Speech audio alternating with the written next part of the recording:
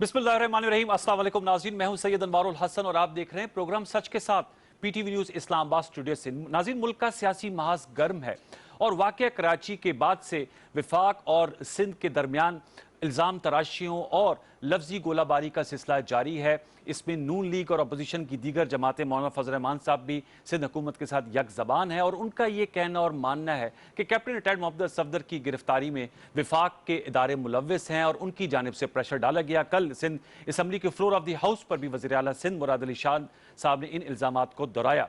ताहम आज विफाकी वज़रा की जानिब से इसका भरपूर जवाब दिया गया। सेनेटर शिबली फराज साहब जो विफाकी वज़ीर इत्तलात व नशरियात है और मुशीर दाखिला शहजाद अकबर साहब ने प्रेस कॉन्फ्रेंस की और उन्होंने कहा कि ये जो वज़ीर आला सिंध साहब ने फ्लोर ऑफ द हाउस पे कहा है वो सफ़ेद झूठ है और इसकी वो शदीद मजम्मत भी करते हैं और इसकी तरदीद भी करते हैं। उनका ये कहना था कि ये सियासी खेल खेला जा रहा है और इसका मकसद इदारों को आपस में आमने सामने करना है। साथ में शहजाद अकबर साहब का ये भी कहना था कि एक बेलेबल ऑफेंस था, इसमें गिरफ्तारी समझ से बालातर है और ये सब कुछ इसलिए किया जा रहा है ताकि मुल्क जो उनके मुताबिक इक्तिसादी तौर पर आगे की तरफ बढ़ रहा है इसे पीछे धकेला जाए। इक्तिसादियात की बात करें तो वज़ीर आज़म इमरान खान साहब ने वाज़े तौर पर कल कौम को खुशखबरी दी और उनका ये कहना था कि अब मुल्क सही सिमत में आगे की तरफ बढ़ रहा है और उन्होंने कहा कि इसकी वाज़े मिसाल ये है कि पहली तिमाही में जो करंट अकाउंट है वो अब सरप्लस हो गया है और 79 करोड़ डॉलर ये सरप्लस हो गया है। पिछले साल इसी अरसे के दौरान जो क्वार्टर था उसमें 1 अरब 49 करोड़ डॉलर खसारे का सामना था। इसके साथ साथ जो हमारी बरामदाद हैं उसमें 29%, जबकि जो तरसीलात ज़र हैं उसमें 9% इजाफा देखने को मिल रहा है। ताहम जो महंगाई है उसका अफरीद अभी भी बेकाबू है, वो जिन वापस बोतल में नहीं बंद किया जा रहा। इस हवाले से वफाकी हुकूमत इस हकीकत को मानती भी और कह रही है कि सिस्टम में इकदाम भी उठाए जा रहे हैं। अलबत्ता अपोजिशन ये जो महंगाई और इन्फ्लेशन है इसको हुकूमत वक्त की जो उनके मुताबिक ख़राब तर्ज हुक्मरानी है उससे ताबीर कर रहे हैं। इन नुकात के साथ जब गुफ्तगू करेंगे अपने प्रोग्राम के पहले हाफ में दो मौजूद शख्सियात हमारे साथ शरीक गुफ्तगू, उनका तारुफ मैं आपसे कर रहे थे तो हमें ज्वाइन कर रहे हैं स्काइप पर former federal minister for commerce Pakistan Tehreek Insaf के मरकजी रहनुमा हुमायूं अख्तर खान साहब। आपका बहुत शुक्रिया कि आपने हमारे लिए वक्त निकाला, जबकि कराची स्टूडियोज़ में हमारे साथ नशिस्त कर रहे हैं कैसर शेख साहब, मेंबर कौमी असम्बली हैं और कौमी असम्बली की कायमा कमेटी बराए खजाना के मेंबर हैं। PMLN से आपका ताल्लुक है और एक सीनियर पार्लियामेंटेरियन है। कैसर शेख साहब, आपको भी हम वेलकम करते हैं। मैं हुमायूं अख्तर खान साहब आपसे गुफ्तगू का आगाज करूंगा। बताइएगा, हुकूमत ने आज भी ये कहा कि इक्तिसादी तौर पर मामलात अब बेहतरी की तरफ बढ़ रहे हैं, इसलिए अपोजिशन सियासी दर्जा हरारत को बढ़ा रही है और वाकया कराची के हवाले से उन्होंने कहा कि सिंध हुकूमत की जानिब से दरोग गोई की जा रही है। मैं आपसे जानना चाहूंगा, फिगर्स भी दिए, प्राइम मिनिस्टर साहब ने शेयर किया वायर ट्वीट, ये जो मुआशी इशारे हैं वो मुस्बत दिखाई दे रहे हैं। जाहिर बात है जब प्राइम मिनिस्टर साहब कह रहे हैं और फिगर स्पीक्स फॉर देमसेल्व्स, लेकिन सवाल ये है जिसको अपोजिशन आपको आपकी नाअहली से जोड़ रही है कि इन तमाम तर मुस्बत मुआशी इशारियों के बावजूद महंगाई क्यों कर आसमान से बातें कर रही है। फेडरल कैबिनेट में एग्रीकल्चर बैकग्राउंड के वज़रा भी हैं, लेकिन हम देख रहे हैं गंदम, चीनी और दीगर जो ज़रूरी अजनास हैं उनकी कीमतों में कमी वाक़या नहीं हो रही। इसके अलावा जो दीगर और चाहे बिजली की कीमत है, पेट्रोल है, बिजली की कीमत बढ़ रही है, पेट्रोल की कीमत में कमी वाक़या नहीं हो रही। तो मैं आपसे जानना चाहूंगा, आपको क्या नजर आता है, क्या वजह है कि हुकूमत के मुस्बत मुआशी इशारियों के बावजूद जो एक आम आदमी है उसकी जिंदगी में वो उसके मुस्बत असरात नजर नहीं आ रहे? जी, मैं एक एक करके आप बात कर देता हूँ। इसमें तो कोई शक नहीं कि पाकिस्तान की तारीख का सबसे बड़ा करंट अकाउंट डेफिसिट जो कि डॉलरों की होती है, 20 बिलियन डॉलर का हमें मिला और जैसे कि प्राइम मिनिस्टर ने अपनी ट्वीट में कहा है इस वक्त वो सरप्लस में जा रहा है। इसके अलावा मैं आपको बताऊं कि हमारे रिजर्व्स जो हैं वो पिछले 2 साल में बहुत बेहतर हुए हैं। रेमिटेंसेस रिकॉर्ड सतह पे जा रही हैं।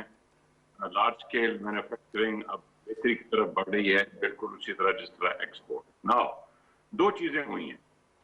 एक, क्योंकि रुपया को साल जब ओवर वैल्यू रखा जाता है और वो 25-30% ओवर वैल्यू हो, जिससे कि ये डॉलर की कमी वाकया होती है, क्योंकि इसके नतीजे में एक्सपोर्ट्स आपकी महंगी हो जाती हैं, इंपोर्ट सस्ती हो जाती हैं और आपने देखा कि PMLN के पहले 4 साल में एक्सपोर्ट 25 बिलियन डॉलर से घट के 20 बिलियन डॉलर आई और तारीखी ट्रेड डेफिसिट हुआ।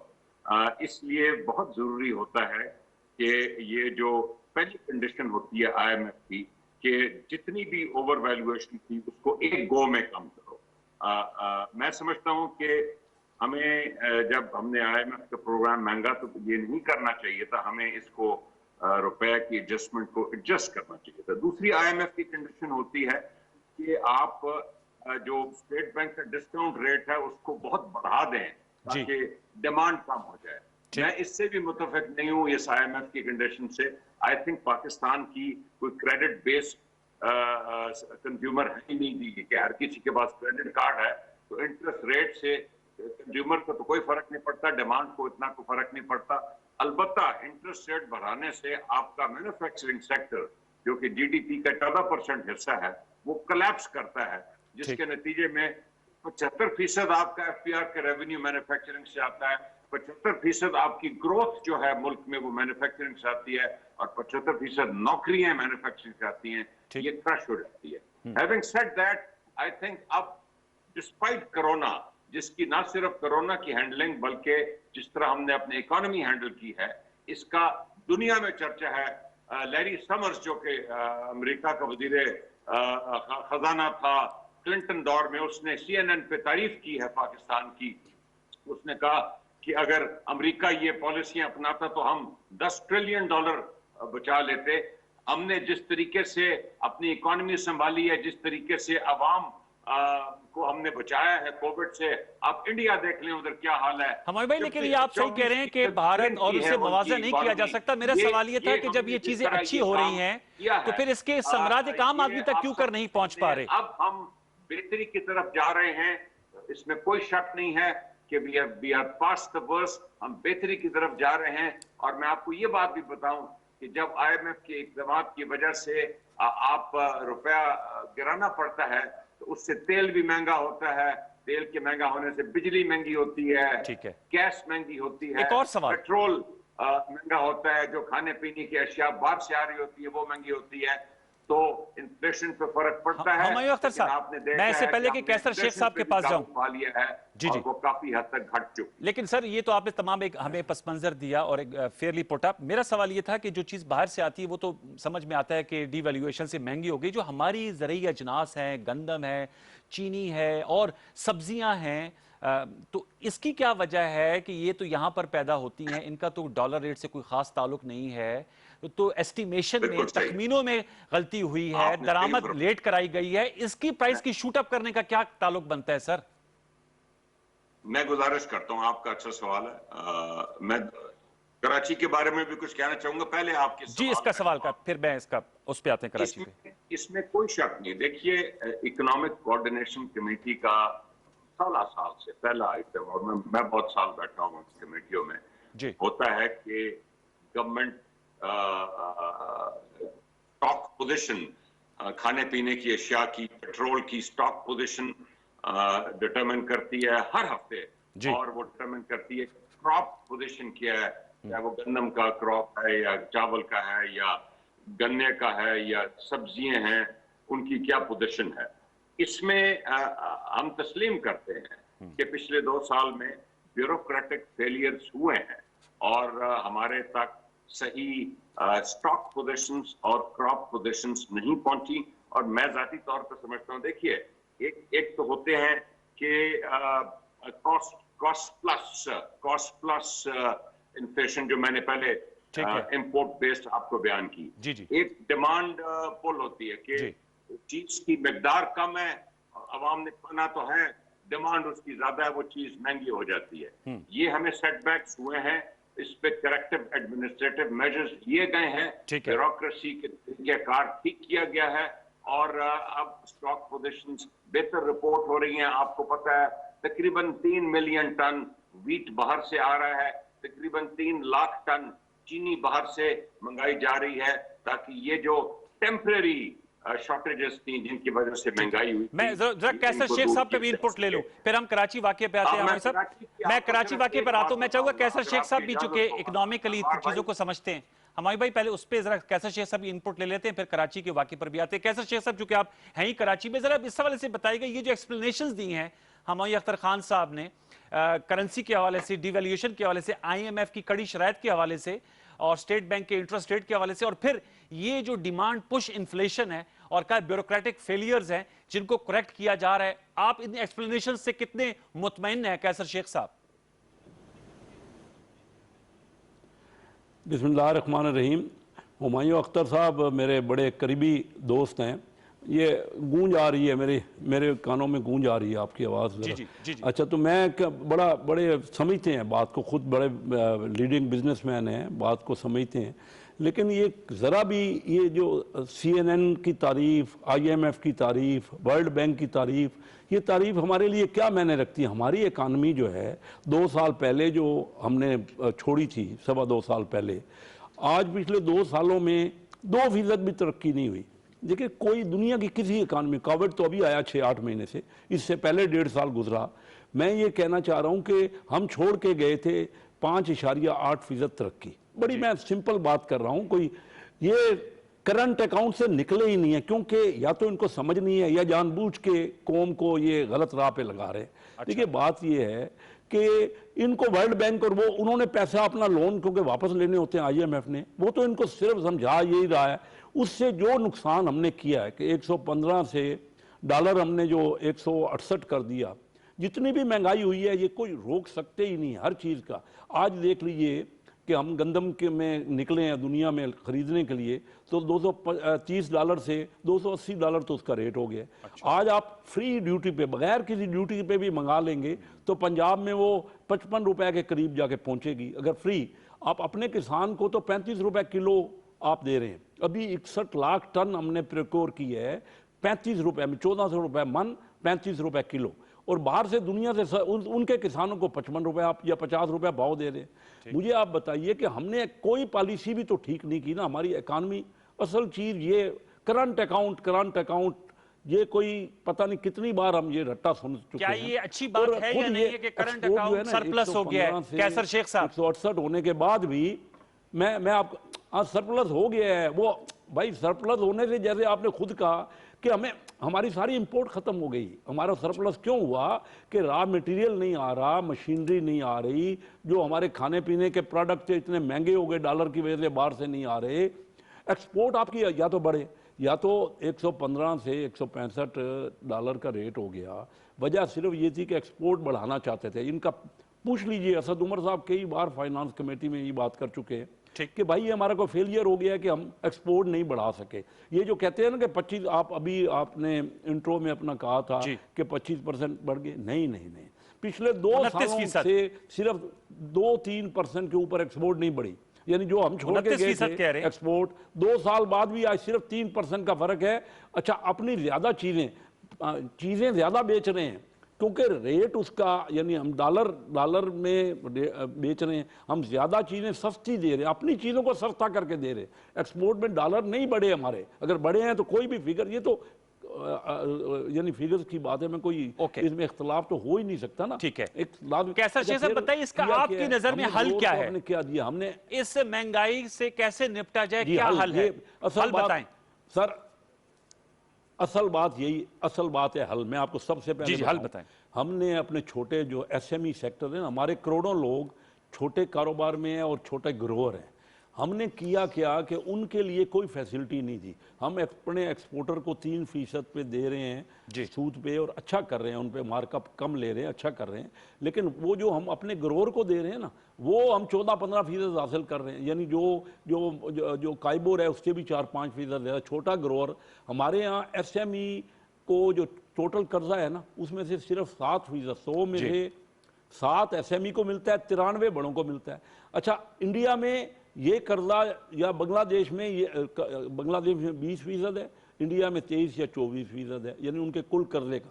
जब तक हम अपने जो एंटरप्रेन्योर हैं, छोटे कारोबारी हैं या छोटे ग्रोअर हैं, सबसे बड़ा तो ये अपनी लोकल मार्केट को हमने बूस्ट करना था। आए ये थे कि अब ये देखिए ना, वर्ल्ड बैंक और IMF वो तो डॉलर आपका कहते रहेंगे। उन्होंने क्या किया, 8 अरब डॉलर की जो हॉट मनी आई ना जी, वो 13.25% पे हम उनको सूद देते रहे। पिछले साल हमने 4000 अरब रुपए सूद की मद में पे कर दिया। आपका बजट है, और पहली बार डेफिसिट हो गया हमारा 9%, हमारी कौमी आमदनी का। कभी ऐसा नहीं हुआ। और हमारी इकानमी अब माइनस हो गई, जो 1952 के बाद पहली बार हुई। हल ये था कि हम अपनी इकानमी को बूस्ट करते, ठीक। हम ये कोशिश करते कि माहौल ऐसा बने कि पूरे रीजन में फॉरेन इन्वेस्टमेंट आ रही है, जिससे टेक्नोलॉजी भी आती है और वो पैसा आता है। अभी आप एक्सपोर्ट तो वहीं की वहीं लेके खड़े हैं। मैं अनड्यूली के बात है, हमें हमारे जितने एडवाइज़र हैं वो बाहर से आए हुए हैं। यहाँ के लोकल मामलात को ना आप यहाँ के चैम्बरों से, यहाँ के एसोसिएशनों से मशवरा करें। Point taken sir. आप पूछ रहे हैं ना हल क्या है? हल तो ये है कि उनको बूस्ट अप करें। और हल ये है कि आप जो आपने डॉक्यूमेंटेशन का जी नुक्ता आ गया सर, खामखा किया ना। जी जी जी जी जी मैं हमारे साहब ये बताएगा, ये जो इंपोर्ट आप कर रहे हैं, कैसर शेख साहब कह रहे हैं, कैसर शेख साहब जरा वक्फा कीजिएगा, मैं जरा हमारे साहब से पूछती हूँ। वो कह रहे हैं जो एक्सपोर्ट कर रहे हैं आप लोग, वो 55 रुपए किलो पड़ रही है, जबकि ग्रोअर को गंदम वो 33 रुपए किलो जो है वो यहाँ पर उसकी पेमेंट हो रही है। और दूसरा, छोटे जो हमारे एंटरप्रेन्योर्स हैं उनको कर्जे ज्यादा मिलने चाहिए, बिग बिजनेसेस को ज्यादा मराद दी जा रही है। इस वजह से पाकिस्तान की जो मईशत है वो इतनी अच्छी उसकी हालत नहीं है अकॉर्डिंग टू कैसर शेख साहब, और माहौल बनाने की बात भी कर रहे हैं। पहले तो मैं कहूं कि कैसर शेख साहब जो हैं वो मुल्क के बिग बिजनेस में ही शामिल किए जाते हैं। अच्छा। तो इनको खुश होना चाहिए कि इनको वकालत वो छोटे बिजनेसमैन की कर रहे हैं। नाउ दूसरी ये, मेरे दोस्त हैं, मैंने मजाक से कहा अल्लाह इनको और तरक्की दे। देखिए, इसमें कोई शक नहीं है, जो मैंने शुरू में बात की स्टॉक पोजीशन और क्रॉप पोजीशंस की। देखिए, दुनिया की मार्केट जो होती है वो फिक्स तो होती नहीं है। तो जब हुकूमतें स्टॉक और क्रॉप पोजीशन देख के और अपनी डिमांड देख के फ्यूचर में कहती हैं कि उनको किस कमोडिटी की या क्या कितनी जरूरत होगी, तो उसमें टाइमिंग भी देखा जाता है। दुनिया में पता होता है कि फलां कमोडिटी किस टाइम पे ज्यादा महंगी होगी, दुनिया में पता होता है कि उसकी प्रोडक्शन कितनी है, डिमांड कितनी है।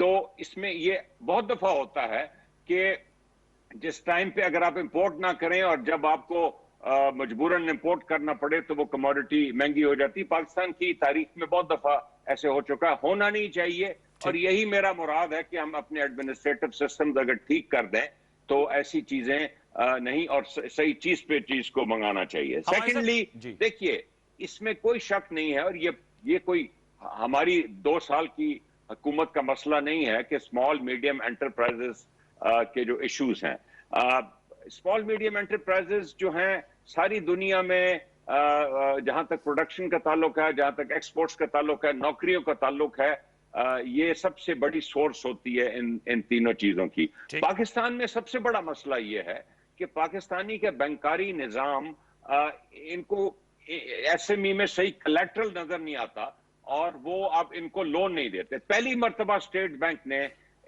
बैंकों को कहा है कि स्टेट बैंक एसएमई के सिलसिले तक रिस्क शेयर करने को तैयार है, जो कमर्शियल बैंक है, ताकि वो एसएमई को लोन दे सके। ये पाकिस्तान की तारीख में पहली मर्तबा हुआ है। तो मैं डेफिनेटली कहूंगा कि बिग बिजनेस के साथ साथ, जिसमें आपने देखा कि हमारे इंटरेस्ट रेट अब 7% पे हो गए हैं, हमने वो पेरोल लोगों को तनख्वाहें मिलती रहे उसके लिए सॉफ्ट कर्जे दिए हैं, हमने ये LTFF को बेहतर किया है, long term product financing export के लिए, हमने टर्फ फाइनेंसिंग इंट्रोड्यूस की है, और इसके साथ साथ हमने एसएमईज के भी बहुत मेजर्स लिए हैं। जी जी। अच्छा हमारे साहब, आप सियासत पे भी डिस्कस कर लेते हैं, सियासी माहौल की भी बात की कि माहौल ऐसा बना है कि बाहर से लोग सरमायाकारी करें, लेकिन पीडीएम तो बहुत अब एक्टिव है, 2 जलसे वो कर चुके हैं और 25 को क्वेटा में जलसे करने जा रहे हैं। उनका बयानिया एक ही हो गया है और वो कह रहे हैं आवाम को आप लोगों ने 1 करोड़ नौकरियों, 50 लाख घरों की बात की थी, और तमाम कहते हैं यक ज़बान है कि ज़्यादा लोग बेरोजगार हो रहे हैं, घरों का पता कोई नहीं है, एक आम आदमी की ज़िंदगी जो है वो पहले से उस पर बेहतरी नहीं आई। तो वो तो जो महंगाई है और जो आपके वादे हैं उसको ईंधन के तौर पे इस्तेमाल कर रहे हैं। बीच में ये वाकया कराची भी हो गया और इस पर वफाक और सिंध हुकूमत एक दूसरे के आमने सामने हैं। आईजी साहब उन्होंने भी 10 दिन के लिए फैसला वापस लिया, लेकिन वो और उनके साथ जो AIGs और DIGs है उन्होंने भी छुट्टियां पर जाने का फैसला कर लिया है। तो माहौल तो इकोनॉमिक स्टेबिलिटी की तरफ बिल्कुल नजर नहीं आ रहा इस वक्त, जो पॉलिटिकल माहौल की मैं बात कर रही हूं हुमायूं अख्तर साहब। कोई शक नहीं जी, पॉलिटिकल इंस्टेबिलिटी से इकोनॉमिक स्टेबिलिटी को बहुत नुकसान पहुंचता है। Point number 1। Point number 2, PDM का जो बयानिया है वो कुछ तबकात पीएमएलएन के, बिलखसूस नवाज शरीफ साहब और उनकी साहिबजादी का एंटी इस्टेब्लिशमेंट बयानिया है। मैंने उनके मुंह से अवाम की भलाई के ये जो आपने बातें की हैं, ये कोई एक अभी तक बात नहीं सुनी। और बाकी मौलाना फजल रहमान और इवन बिलावल भुट्टो और बाकी जो हजरात हैं वो पीटीआई पे तनकीद कर रहे हैं और ज्यादा मुनासिब बयानिया है। ठीक है, सियासी बात कर लें, लेकिन मुल्क के सेंसिटिव इदारों को डायरेक्ट अटैक ना करें। मैं कराची के वाकये के बारे में अभी कुछ नहीं कहना चाहूंगा। आर्मी चीफ की सतह पे कोर कमांडर कराची की सरबराही में, क्योंकि इसमें वफाकी और सूबाई इंस्टीट्यूशन इन्वॉल्व हैं, सिंध की पुलिस इन्वॉल्व है, रेंजर्स इन्वॉल्व हैं और सेंसिटिव इदारे पे तनकीद की जा रही है, तो हमें इंतजार करना चाहिए उस रिपोर्ट का। इससे पेशतर के हम इल्जाम तराशी, लेकिन तो सियासी गोलाबारी तो जारी है ना जी। वज़ीर आला सिंध भी कह रहे हैं और आपके फेडरल मिनिस्टर्स भी कह रहे हैं, आप कह रहे हैं, आप बिल्कुल सही कह रहे हैं कि इंतजार करना चाहिए, लेकिन सियासी गोलाबारी तो जारी है दोनों तरफ से। सियासी गोला इसलिए जारी है कि जब एक तरफ से सियासी गोलाबारी होती है तो दूसरी तरफ से जवाब मजबूरन देना पड़ता है। तो मुझे आप नहीं समझते कि किसी को एक कदम पीछे भी हटना चाहिए? सिर्फ एक सवाल करूंगा अपने तमाम साथियों से, इस मुल्क के जो सियासी साथी हैं हमारे, कि अगर कैप्टन सफ्दर को पकड़ना था कायद आजम के मज़ार पे कानून की खिलाफ वर्जी करने पे, अगले दिन वो लाहौर आ रहे थे, इधर नहीं, या इस्लामाबाद जा रहे थे, उधर नहीं पकड़ा जा सकता था उन्हें? जो कि ये जो अलेजिडली जो एक कहानी बताई जा रही है कि फलां महकमे ने घेराव कर लिया आईजी के घर का और फलां। दूसरा, मैं आपको एक और बात कहूंगा कि सिंध हुकूमत, मैंने कहा कि हालात 10 दिन में हमें पता चल जाएंगे, लेकिन सिंध हुकूमत का जो अपने इदारों पे डिसिप्लिन है वो भी हमें देखना चाहिए कि सिंध हुकूमत और चीफ मिनिस्टर और पूरी पार्टी के नीचे बैठे जो है, जो पुलिस ने, मेरे ख्याल तारीख में शायद गुलाम मुस्तफा खर के खिलाफ 70 की दिहाई में एक पुलिस स्ट्राइक हुई थी। अच्छा। अब ये पहली दफा एक सिंध में मूव हुई है। ये जो सिंध हुकूमत का डिसिप्लिन है, इस पे भी जरा हमें सोच विचार करनी चाहिए। ठीक है, आपने नुकात उठाए। कैसर शेख साहब ये बताएगा, हमायूं अख्तर खान साहब कह रहे हैं कि आपकी जमात जो है उन्होंने तो एक एंटी एस्टैब्लिशमेंट स्टांस लिया है। मैं चाहूंगा कि शर्मिला फारूकी साहब भी हमारे साथ मौजूद है, मेंबर प्रोविंशियल असेंबली है, पाकिस्तान पीपल्स पार्टी से ताल्लुक है। चूंकि कैसर साहब मैं आपके पास आता हूँ, हमायूं अख्तर खान साहब ने सिंध हुकूमत के नीचे जो इदारे काम कर रहे हैं, पुलिस, उसके डिसिप्लिन पे सवालात उठाए हैं और कहा है कि सियासी गोलाबारी नहीं होनी चाहिए। जब सिंध से सियासी गोलाबारी होती है तो जवाबन फिर विफाक से भी आती है। शर्मिला साहब बहुत शुक्रिया कि आपने वक्त निकाला। बताइएगा, आज तो शिबली फराज साहब कह रहे थे कि कल आप भी मौजूद थी सिंध असेंबली में, उन्होंने कहा वज़ीर आला सिंध जो फ्लोर ऑफ द हाउस पे कह रहे थे वो सफेद झूठ है और उसकी पुरजोर मजम्मत भी करते हैं और तरदीद भी करते हैं। और हमायूं अख्तर खान साहब कह रहे हैं कि आपकी पुलिस का जो डिसिप्लिन है उस पर भी सवालात उठते हैं और अगर ये गिरफ्तार करना था तो, अगर विफाक ने करना था तो उन्होंने अगले दिन कैप्टन सफदर साहब बल्कि उसी शाम लाहौर आ गए, वहां पर कर लेते। वहां इनकी सूबाई हुकूमत है या इस्लामाबाद जब आते वहां गिरफ्तार कर लेते। विफाक को क्या जरूरत थी इस तरह गिरफ्तार डालने की? शर्मिला साहिबा जी शुक्रिया अनवार साहब। आपके कौन से सवाल के पहले जवाब दूं? जरा ये पहले जो मैंने तो 2-3 सवाल ये पहले बताए, ये जो वज़ीर आला सिंध साहब ने कल फ्लोर ऑफ द हाउस पे, आप भी मेंबर प्रोविंशियल असेंबली हैं, शिबली फराज साहब कहती है सफेद झूठ है जो उन्होंने कल बोला है कि प्रेशर डाला गया है पुलिस पर मुकदमे के लिए। क्या डाला गया है? पुलिस प्रेशर डाला गया है और एक विफाकी वजीर ने मुझे धमकाया था कि अगर ये मुकदमा ना बना तो आपकी हुकूमत खत्म कर दी जाएगी। कल वो कह रहे थे ना मुराद अली शाह साहब। देखिए, मैं आपको एक बात बताऊं, इसके ऊपर तो चीफ आर्मी स्टाफ ने भी नोटिस ले लिया है और कोर कमांडर को इंक्वायरी का ऑर्डर किया है। मेरा ख्याल है मैं या मेरी जमात का कोई और स्पोक्स पर्सन आपको कुछ भी कहे या इनको कुछ भी कहे, ये हमारी बात तो मानेंगे नहीं, क्योंकि इनका एक ही बयानिया होता है। बयानिया ये होता है कि पीपल्स पार्टी वाले झूठे हैं, पीपल्स पार्टी वाले चोर हैं, ये झूठ बोलते हैं। बात ये है कि हम भी इंक्वायरी कर रहे हैं, हमें तो खैर मालूम है कि क्या हुआ क्या नहीं हुआ। तो फिर इंक्वायरी किस चीज की कर रहे हैं? देखिए, हम इसलिए इंक्वायरी कर रहे हैं ताकि तमाम हकायत बिल्कुल क्रोनोलॉजिकली वक्त के साथ आपके सामने रखे जाए। और ये जो हम इंक्वायरी कर रहे हैं ना, ये ऑफिशियली कर रहे हैं, ये सिंध असेंबली में भी रखी जाएगी। अच्छा, जो कोर कमांडर साहब इंक्वायरी कर रहे हैं, जाहिर बात है वो भी कौम के सामने आनी चाहिए। दोनों में देख लीजिएगा कि क्या चीज सामने आती है। उसके बाद जिसमें जो कहना है कि कौन सच्चा है कौन झूठा है वो कौम के सामने आ जाएगा। हमें अपने आप को इस तरीके से अपना बयान करने की जरूरत नहीं होगी।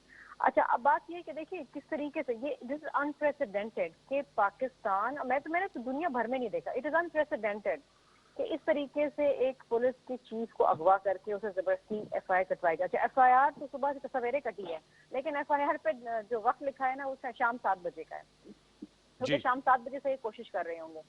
अब जो मसला है ना, सबसे बड़ा मसला ये है अनवार साहब कि पूरी पुलिस फोर्स हमारी डिमोरलाइज है और पुलिस IG के साथ 25 पुलिस अफसरान, जिसमें DIG, जिसके अंदर SSP, जिसके अंदर आपके एडिशनल IG, तमाम लोग, और उन्होंने लिखा है कि जो ये जो मामला हुआ है कैप्टन सफदर की गिरफ्तारी का, ये जनाब हमने इससे डिमोरलाइज होके हम छुट्टी बजा रहे हैं। ये तो बिलावल भुट्टो जरदारी साहब बीच में इंटरवीन ना इस पे एक मौकफ ये है, काउंटर ये है शर्मिला साहबा, कतक लाबिक लिए माजरत, वो कह रहे हैं इसमें बिलावल साहब का किरदार है, मशकूक करार दे रहे हैं ये जो इकट्ठी छुट्टियों पे जाने की दरखास्त है।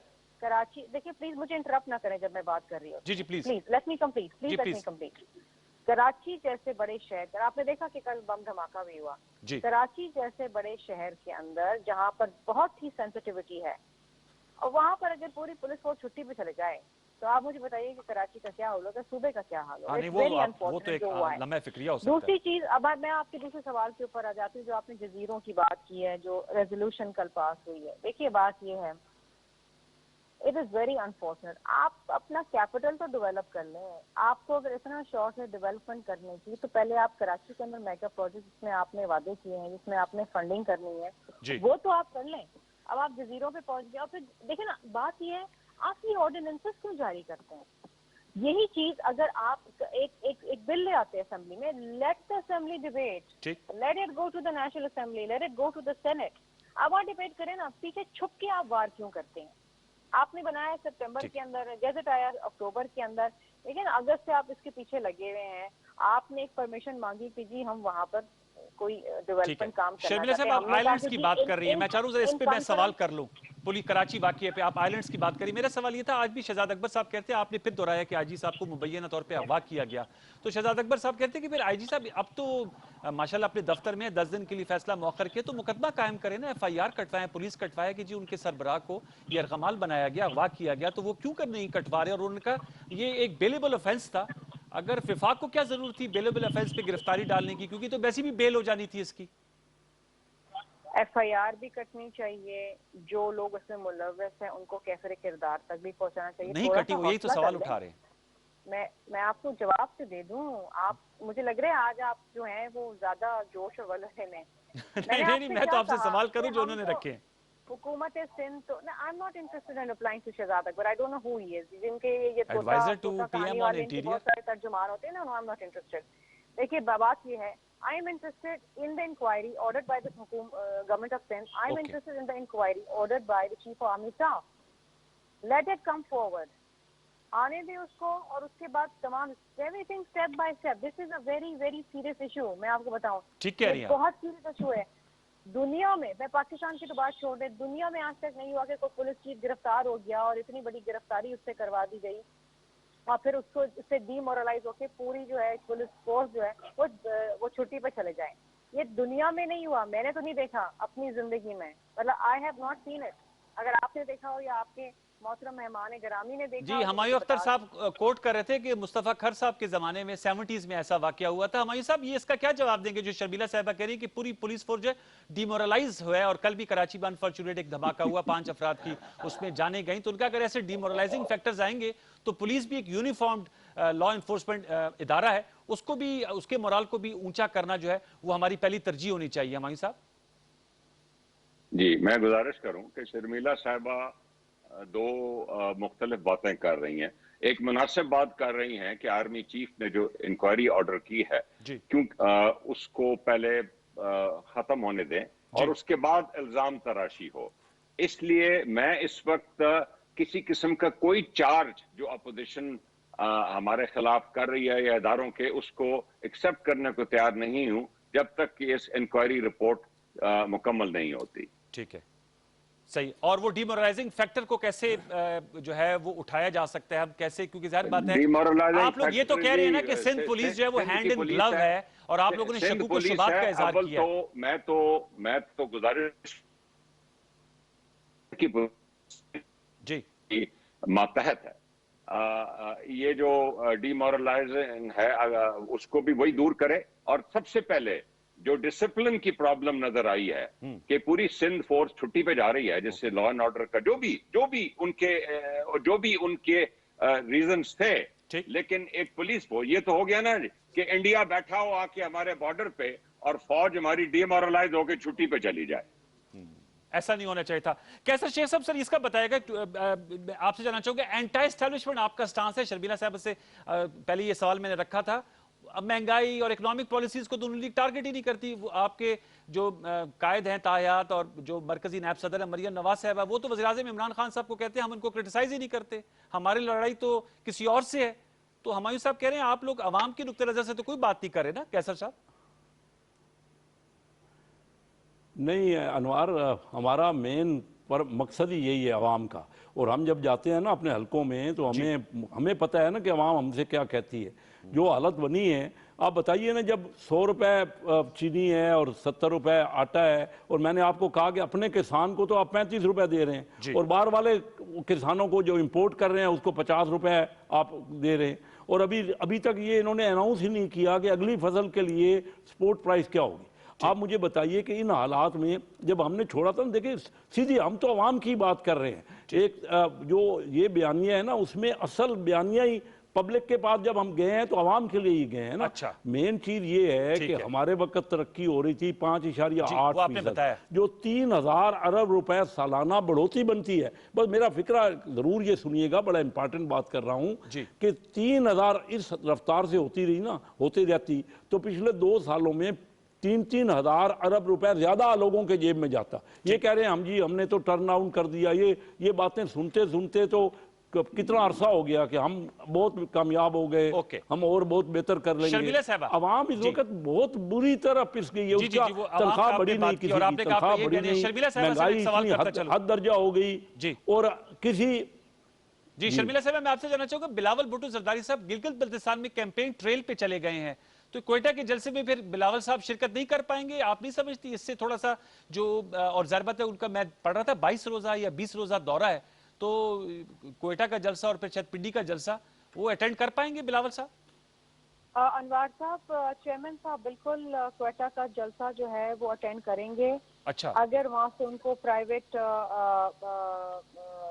ट्रांसपोर्ट मिल गई जो पहुंच सके क्वेटा के जलसे में, अगर वो ना हो सका तो वो वीडियो के जरिए जरूर तरीके से मियां साहब करते हैं, वो वहां पर जरूर खिताब करेंगे। देयर इज नो वे, मतलब he is definitely going to give a speech there.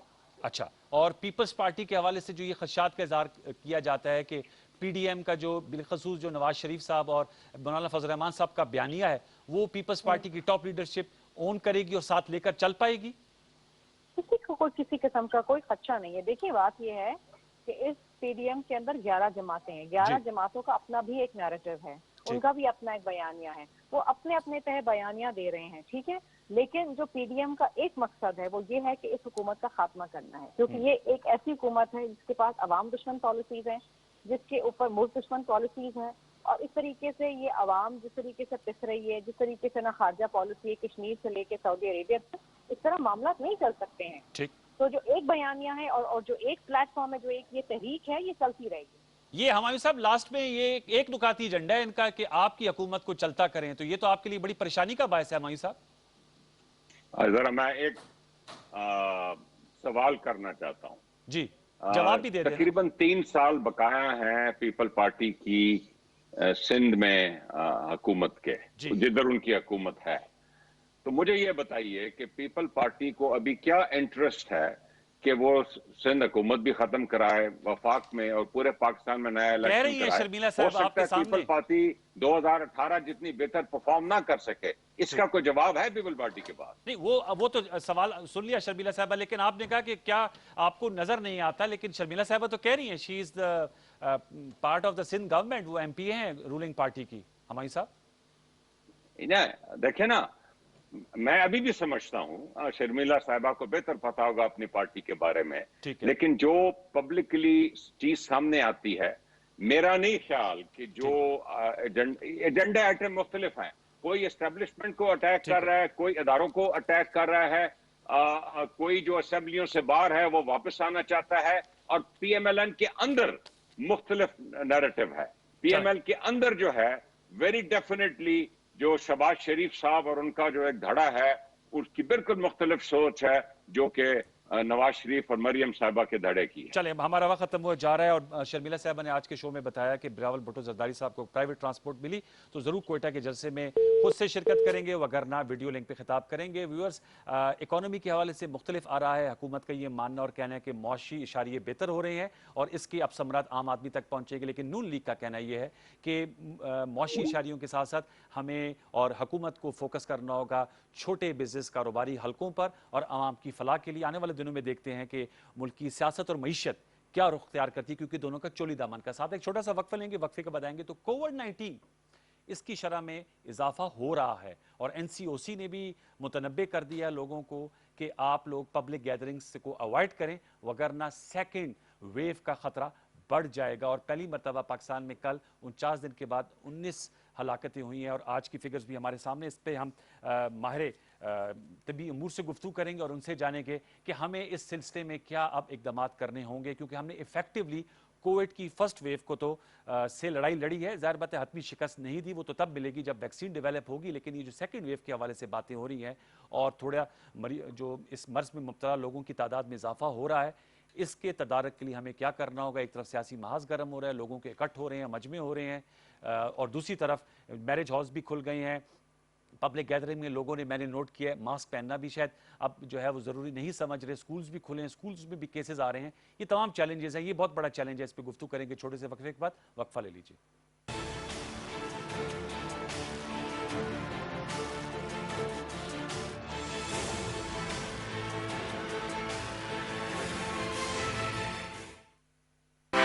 फौरी खबर हो, राय या तज्जिए, डिजिटल दुनिया में आपके साथ साथ पीटीवी न्यूज की सोशल मीडिया प्लेटफॉर्म्स पर बढ़ती मकबूलियत, टॉक शोज, खसूसी रिपोर्ट्स और आगाही के पैगामात की फौरी रसानी के लिए पेश पीटीवी न्यूज फेसबुक अकाउंट पर 30 लाख फॉलोअर्स मुकम्मल। हम पर एतमाद करने और जुड़े रहने पर आपका शुक्रिया। पीटीवी न्यूज, दुरुस्त हर वक्त बर वक्त।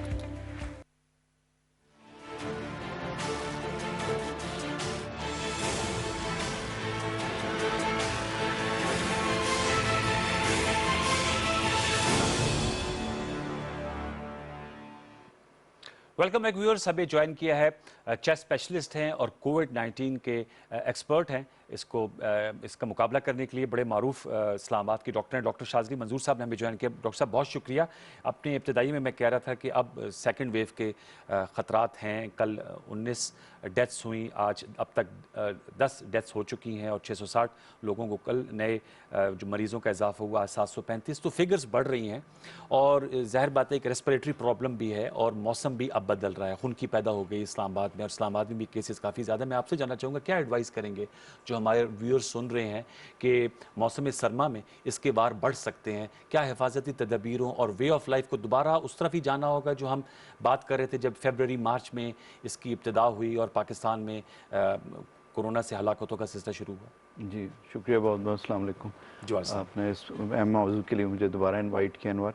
आई थिंक कि आपने खुद ही से इसको बता दिया है कि केसेस ज़्यादा होने लगे हैं और अगर हम जुलाई के मिडल और अगस्त में चले जाएं तो हम खुशखबरी ये कौम को मिल चुकी थी कि कोरोना पे या कोविड-19 पे काबू पा लिया गया है, दबा लिया गया है, लेकिन कहीं पे ये नहीं कहा गया कि ये ख़त्म हो गया।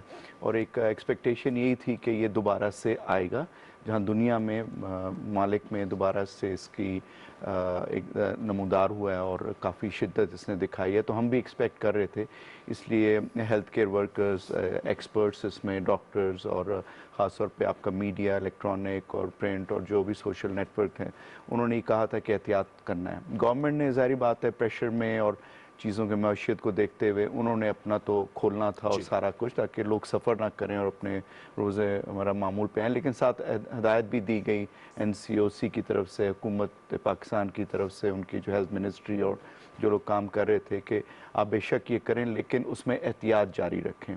तो हम भी आपके प्रोग्राम्स में आके यही बात करते रहे और उसमें स्कूल, कॉलेजेस, यूनिवर्सिटीज़ खुल गए। और एक चीज़ आपने शायद नोट की हो कि लोग एकदम से निकले हैं और उन्होंने फिर किसी चीज़ की परवाह नहीं की। और आपने देखा होगा कि गिलियात में चले गए लोग और मैसिव पैमाने पे टूरिज़्म देखी गई इन 2 महीने में जो हम कर रहे हैं। और जब ये लोग वापस आना शुरू हुए तो आपने देखा, और ख़ास तौर पे जो आपने खुद कहा कि खुनकी से ज़ाहिर बात है और वायरसेस भी साथ साथ आते हैं, और ये वायरस बिल्कुल गया नहीं था, ये वहीं पे था और इसको मौका मिल रहा था कि ये किसी और तरीके से आए और ये दोबारा से हमला करे। तो आपने जो स्टैटिस्टिक्स बताए हैं वो बिल्कुल बेजा हैं और अमवात में इजाफा हो रहा है। स्टैटिस्टिक्स जो है ये मरीजों में ज़्यादा होता है। ट्विन सिटी में क्या वजह है ज़्यादा इंसिडेंट्स की? ट्विन सिटी में इस्लामाबाद में एक तो रिकॉर्ड इनका बेहतर है, लोग टेस्ट ज़्यादा अच्छा करवा रहे हैं, लोग डॉक्टरों के पास जा रहे हैं, तो आई थिंक कि वो है। लोग कुछ ये भी हो गए थे कि लोगों ने टेस्ट कराने से भी दूर हट गए थे, उसमें पेचीदगियाँ थी, बहुत सारे चीज़ें थी, तो उसकी एक ये वजह है। फिर लोग अस्पतालों में जा रहे हैं, तो आई थिंक उसकी स्टैटिस्टिक्स शायद हमारे पास बेहतर है। लेकिन अगर हम सिंध का वो मुआवजा कर लें तो सिंध में उन्होंने काफ़ी जो है तालीमी इदारे बंद किए, और इस्लामाबाद और रावलपिंडी में आपने देखा होगा कि वहाँ भी। अच्छा डॉक्टर साहब, ये भी हमने देखा है कि स्कूल में लेट से अगर कोई एक पॉजिटिव केस आ जाता है तो अब ये हो रहा है कि वो क्लासेस बंद कर देते, बाकी स्कूल जारी रहता है। ये ठीक है या गलत है? ये ठीक है जी, जिसको आप स्मार्ट लॉकडाउन हुकूमत ने किया था, आई थिंक वो ठीक है। लेकिन बहुत सी जगहों पे आपने देखा बहुत सारे स्कूल, मुझे तादाद नहीं पता, लेकिन काफ़ी हद तक बंद कर दिए गए, यूनिवर्सिटी, स्कूल बंद भी किए गए। तो वो भी एक तरीका ठीक है, लेकिन उसमें ये हो सकता है पॉसिबिलिटी कि एक क्लास में जो टीचर्स हैं या जो केयर गिवर्स हैं, कोई मतलब काम करने वाला बंदा है और औरत है, वो बच्चों का या उनका ख्याल रख के अगर वो स्कूल के बच्चे तो चले जाएं, लेकिन वो फिर भी इंटरेक्ट दूसरे क्लासेस में कर सकते हैं। इसलिए मैंने सवाल पीएन है, कोई चौकीदार है, कोई मतलब बहुत सारे अब उसके आप करते हैं। तो ये एक तरीके से ठीक शायद ना हो until unless कि यू आइडेंटिफाई कि वो पर्सन कौन था, वो तो नहीं अब हो सकता। लेकिन आपने ट्रैक पहले करते थे, ये आया इसने आगे दी, अब वो खत्म हो गया। अब this is in the community, ये हमारे लोगों में आ चुका हुआ है। तो अब इसमें आप पता लगाना कि एक स्कूल, एक यूनिवर्सिटी किस जगह पे ओरिजिनेट हुआ था, तो फिर आप उन्हीं को दूसरे क्लासों में या दूसरी जगहों पे करेंगे तो वो फिर देयर इज़ अ पॉसिबिलिटी कि ये स्प्रेड होगा। और क्योंकि इसकी इन्फेक्शियस रेट और कंटेजियसनेस बहुत ज़्यादा है, तो अब मैस पैमाने पे ये स्प्रेड हो जाएगा। अब हम जो है, मैं जो देख रहा हूँ वो बहुत ज़्यादा पूरे फैमिली अफेक्ट होके एक घर की 5-5, 6-6 लोग आ रहे हैं, उसमें से कुछ लोग माइल्ड केसेस हैं, कुछ रियली उसमें बीमार ज़्यादा हैं एंड वो हॉस्पिटल की तरफ रुख कर रहे हैं। तो इसमें काफ़ी ज़्यादा हमें हिफाजती तदबीर क्या हो सकती हैं अगर आप as a chest specialist advice करें? देखें, वो अनवार आपके प्रोग्राम में और आप लोग खुद भी मीडिया, तो एसओपीज हैं, वो एसओपीज आपने फॉलो करने हैं, मास्क पहनना है, आपने ग्लव्स पहनने हैं, आपने हाथ धोने हैं, आपने सोशल डिस्टेंसिंग तो अब शुरू हो गई है। मैं उसको कह रहा था कि अब वो फिजिकल डिस्टेंसिंग हो गई थी, क्योंकि हमने सोशल डिस्टेंसिंग बंद कर दी इन अ वे के हमने शादी घर और जो बाकी चीज़ें मीज़ें थी वो सारा कुछ हो गया। लेकिन अब हम उस पर वापस जा रहे हैं कि अब हमें सोशल डिस्टेंसिंग करनी है और और उसके अलावा फिजिकल डिस्टेंसिंग भी करनी है। अब शादी में लोग जा रहे हैं 100-100, 500-500, तो आप वो तो कोई मास्क नहीं पहनेगा, कोई इंटरेक्शन क्लोज होंगे। अब तो सियासी जलसे भी हो रहे हैं, आपका तो सियासत का ताल्लुक नहीं, लेकिन सियासी और मैं देख रहा हूँ वहाँ कोई मास्क नहीं और सोशल डिस्टेंसिंग कोई भी, उनमें तो आप मतलब कोई नहीं करेगा। जो नॉर्मल आप देखें रेस्टोरेंट है, नॉर्मल जगह है, जो खरीदो फरोख्त की जगह है, जो बहुत बड़े ये जो मार्ट्स खुले हुए हैं, आप उधर चले जाएं, वहाँ सोशल डिस्टेंसिंग या फिजिकल डिस्टेंसिंग नहीं है। तो आई थिंक इसमें मैं समझूंगा एज ए शहरी मेरा जो काम भी बनता है, आप अपने तौर पे कर रहे हैं, हम अपने तौर पे, हुकूमत है, लेकिन एज अ शहरी एक बंदे की रिस्पॉन्सिबिलिटी है कि वो अपने आप को भी प्रोटेक्ट करे और दूसरे लोगों के भी ख्याल रखे। म्यूटेशन की भी इसकी बात हो रही थी, कोई नई चीज़ इसके सामने आपको? एक चीज़ जो मैंने ऑब्जर्व की है, जो मेरे पास केसेस हैं, एडमिटेड हैं और सीरियस भी हैं मेरे पास, ये मैं नोट किया कि पिछले, और ये एक्सपेक्टेड था कि ये म्यूटेट करेगा और हो सकता है कि वो दवाइयाँ और वो चीज़ शायद जो इफेक्टिव थी वो अब नहीं रहेंगी और ये उसमें शिद्दत बीमारी के साथ ज़्यादा आ रहा है, ये तेज़ी से आ रहा है। मतलब आप एक दिन में देखते हैं बीमार ठीक आता है, 2 दिन बाद ये बहुत ज़्यादा मरीज़ बीमार हो रहा है, तो वो टाइम नहीं दे रहा। और ज़ाहिर बात है कि जो इम्पोर्टेंट चीज़ है वो उसमें ये है कि हमारे पास इलाज नहीं है जी। हमारे पास वैक्सीन नहीं है, कोई प्रिवेंशन नहीं है, कोई क्योर नहीं है।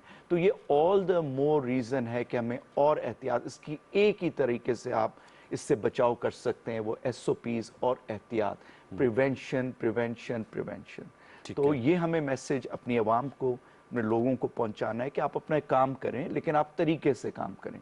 घर में एक बीमार होगा वो सबको बीमार कर देगा, उसमें बूढ़े भी होते हैं। अच्छा, एक और चीज़ जो, सॉरी मैं आपको ऐड करता जाऊँ कि यंग पॉपुलेशन अब मेरे पास ज़्यादा आ रही है। पिछली दफ़ा एज ब्रैकेट क्या मतलब 30s 40s में आ रहे हैं, 20s में आ रहे हैं। मैंने कहा पूरे घर वाले बीमार हैं, बच्चा बीमार है, वो 18 का भी है, 20 का भी है, 25 का भी है।